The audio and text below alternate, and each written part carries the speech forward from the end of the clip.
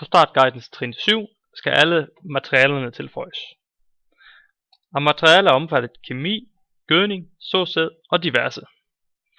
Udbytterne er i forvejen registreret, som hører til hver enkelt afgrøde. Start med at tilføje kemi, og vælg det kemi på listen, du har tænkt dig at tilføje. I det tilfælde prøver vi at tage et svampemiddel, Acrobat i kilo.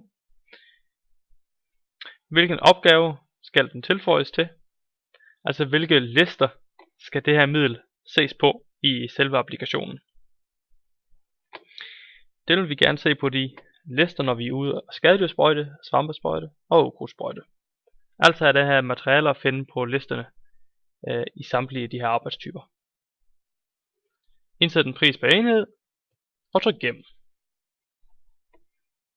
Middel kommer nu på listen til højre. Gør således med al kemi, indtil du har det hele på plads, og gå så videre til eventuel gødning eller såsæd. Tryk på knappen gødning for at få gødningslisten frem, som du ser her.